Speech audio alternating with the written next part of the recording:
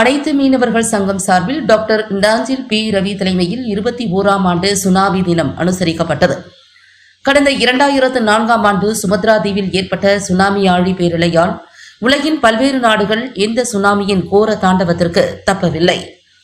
அதேபோன்று இந்தியாவில் தமிழ்நாட்டில் உள்ள சென்னை காசிமேடு மீன்பிடி துறைமுகம், கடலூர், நாகப்பட்டினம் மற்றும் கன்னியாகுமரி போன்ற மாவட்டங்களில் உள்ள மீனவர்கள் மற்றும் பல்வேறு தரப்பு மக்கள் இந்த சுனாமி ஆழி பேரலையால் பெரும் பாதிப்பிற்கு உள்ளானார்கள்.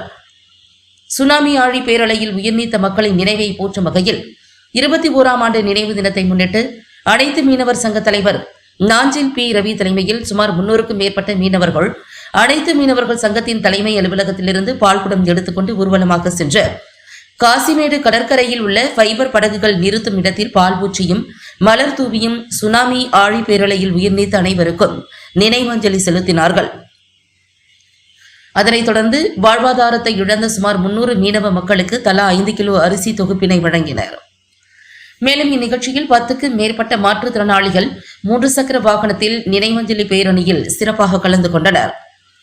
சிறப்பு அழைப்பாளர்களாக விசைப்படகு உரிமையாளர் தேசப்பன், கருணை சேவை அறக்கட்டளை சமூக சேவகர் SG ரஞ்சித், ஃபைபர் படகு உரிமையாளர்கள் மாயாண்டி, சஞ்சய், பொதுச் செயலாளர் PNJF லயன் டாக்டர் மனோகர்ஜி, மாநில மகளிரணி தலைவி R சீதா, மாநில துணை செயலாளர் M அசோக்குமார், மாநில மகளிரணி அமைப்பு செயலாளர்கள் தேன்மொழி, தெய்வானை, வடசென்னை மாவட்ட தலைவர் பெரியசாமி, தென்சென்னை மாவட்ட தலைவர் R ராஜ்பட், ராயபுரம் மகளிரணி பகுதி செயலாளர் மலர்விழி, மாநில இளைஞரணி தலைவர் JK ரமேஷ், மாநில இளைஞரணி செயலாளர் G அமரன், திருவள்ளூர் மாவட்ட தலைவர் பரசுராமன், திருவள்ளூர் மாவட்ட தலைவி P சூரியகலா, தென்சென்னை மாவட்ட பொருளாளர் J மகாதேவன், தென்சென்னை மாவட்ட துணைத் தலைவர் சுரேஷ், செயல் வீரர்கள் சுரேந்தர், சரவணன், ஜெயலட்சுமி, M ஜெயலட்சுமி, சித்ரா, தாமரை செல்வி உள்ளிட்ட 300க்கும் மேற்பட்டவர்கள் கலந்து கொண்டனர். அனைத்து மீனவர்கள் சங்கத்துடைய தலைவர் 2004ஆம் ஆண்டு சுமத்ரா தீவில் ஏற்பட்ட பூகம்பத்தின் காரணமாக உலகின் பல்வேறு நாடுகள் பாதிக்கப்பட்டது. அதிலும் குறிப்பாக இந்தியா போன்ற நாடுகள், அருகாமையில் இருக்கக்கூடிய இலங்கை போன்ற பகுதிகளில் கடற்கரை ஓரங்களில் இருக்கக்கூடிய மீனவர்கள் தான் இதில் அதிகமாக பாதிக்கப்பட்டார்கள். அதே போன்று கிறிஸ்துமஸ் என்பதனால் கடற்கரையை பார்ப்பதற்காக வந்திருந்த சுற்றுலா பயணிகள் மற்றும் அங்கே நடைபயிற்சிக்கு சென்றவர்கள் என்று பல்லாயிரக்கணக்கான மக்களை, விலைமதிப்பற்ற உயிர்களை பலி வாங்கிய இந்த கோர தாண்டவத்தை சுனாமி பேரலை என்கின்ற கோர தாண்டவத்திற்கு பலி கொடுத்ததனுடைய 21ஆம் ஆண்டு நிகழ்வை கடலெண்ணெய் இப்படிப்பட்ட ஒரு கோர தாண்டவத்தை இன்னும் எடுக்கக்கூடாது, இறைவன் இந்த மக்கள் மீதும் இந்த இயற்கையின் மீதும் நேசிக்கின்றார், அதிலும் விவசாயிகளை போன்று கடல் விவசாயம் செய்யக்கூடிய மீனவ மக்களை கடவுள் நேசிக்கிறார். ஆனால் ஆளுகின்ற ஆட்சியாளர்கள் இந்த மக்களை நேசிப்பதாக தெரியவில்லை. ஆண்ட கட்சியும் சரி, ஆளுகின்ற கட்சியும் சரி, இந்த மீனவ மக்கள் மீது அன்போ, அரவணைப்போ, கரிசனையோ, தொடர்போ இருப்பதை கொண்டு தெரியவில்லை.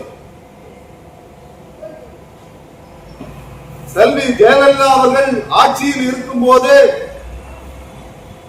இந்த மக்களுக்கு செய்த பல்வேறு நன்மைகளை எண்ணி பார்த்து இந்த மீனவ சமூகம் தற்போது குமரிக்கொண்டிருக்கிறது. தளபதி மு.க. ஸ்டாலின் அவருடைய ஆட்சி சிறப்பாக இருக்கும், இந்த மீனவர்களுக்கு பொற்கால ஆட்சியாக அமையும் என்றுதான் எண்ணி தமிழகத்தில் இருக்கக்கூடிய 14 கடலோர மாவட்டம், பாண்டிச்சேரி, காரைக்கால் உட்பட 16 கடலோர மாவட்டங்களில் இருக்கக்கூடிய மற்றும் உள்நாட்டு நீர்நிலையில் இருக்கக்கூடிய 1 கோடிக்கு மேற்பட்ட மீனவர்கள் தங்களுடைய வாக்குகளை செலுத்தி திராவிட முன்னேற்ற கழகத்தினுடைய ஆட்சியை கொண்டு வந்தார்கள். ஆட்சி முடிய இன்னும் சில மாதங்களே உள்ள இந்த நிலையிலும் கூட இந்த மீனவ மக்கள் மீது இந்த ஆட்சியாளர்களுக்கு கரிசனை இல்லை என்பதை தொடர்ந்து நிரூபித்துக் கொண்டிருக்கிறார்கள். தமிழ்நாட்டில் 1 கோடி மீனவர் வாக்காளர்கள் உள்ள இந்த மீனவர்களுக்கு மாவட்ட செயலாளர் பதவி கிடையாது, ஆளுங்கட்சி சார்பில் மீனவத்துறை மந்திரி பதவி கிடையாது, மீனவர்கள் அந்த கட்சிக்குள்ளே சுதந்திரமாக செயல்படுவதற்கான வாய்ப்பு கிடையாது.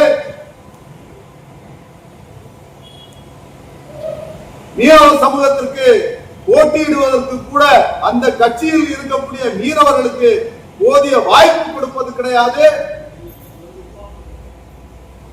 2 திராவிட கட்சிகளும் மீனவர்களுக்கு 2 சட்டமன்ற தொகுதிகளை ஒதுக்குவார்கள். இதே போன்று வன்னியர் சமூகத்திற்கு இந்த 2 திராவிட கட்சிகளும் 2 சட்டமன்ற தொகுதிகளை ஒதுக்க முடியுமா? இல்ல நாடார் சமூகத்துக்கு 2 சட்டமன்ற தொகுதிகளை உங்களால் ஒதுக்க முடியுமா? இல்ல கொங்கு மண்டலத்திற்கு 2 சட்டமன்ற தொகுதிகளை ஒதுக்க முடியுமா? இந்த திராவிட கட்சிகளுக்கு துணிவு இருக்கிறதா? ஏன் மீனவர்களுக்கு மட்டும் 2 தொகுதி 1 தொகுதி என்று 1 கோடி வாக்காளர்கள் உள்ள இந்த சமூகத்தை புறக்கணிப்பது ஏன்? இதையெல்லாம் இந்த திராவிட கட்சிகள் மறுபரிசீலனை செய்யவில்லை என்றால் வரக்கூடிய 2026 சட்டமன்ற தேர்தலில் அண்ணன் விஜய் அவர்கள் வெற்றி பெறுவார்கள் என்பதில் எந்த மாற்று கருத்தும் கிடையாது. திராவிட கட்சிகள் நம்மை ஏமாற்றுவதை இந்த மீனவ சமூகம் பொறுத்துக் கொள்ள முடியாது. திராவிட முன்னேற்ற கழகத்தில் நமது சமூகத்தை தொடர்ந்து புறக்கணிப்பதற்கு ஒரு எடுத்துக்காட்டு நமது திருவொற்றியூர் தொகுதியில் இருக்கக்கூடிய அண்ணன் சட்டமன்ற உறுப்பினர் அண்ணன் கே.பி. சங்கர் அவர்கள் ஒரே ஒருத்தர் மட்டும்தான் மீனவர். அவருக்கு மீனவத்துறை அமைச்சர் பதவி கொடுக்காமல் இந்த மீனவத்தை பற்றி தெரியாத ஒரு நாடார் சமூகத்தை சார்ந்த அண்ணன் அனிதா ராதாகிருஷ்ணன் அவர்களுக்கு மீனவத்துறை அமைச்சர் பதவியை கொடுத்து மீனவர்களுக்கு துரோகம் செய்து வஞ்சித்து விட்டீர்கள் என்ற குற்றச்சாட்டோடு இந்த சுனாமி நிகழ்வையாவது அரசு எண்ணி பார்த்து வருகின்ற தேர்தலையாவது மீனவர்களுக்கு குறைந்தது 10 சட்டமன்ற தொகுதிகளை ஒதுக்க வேண்டும் என்று கோரிக்கையோடு முடிக்கிறேன். நன்றி, வணக்கம்.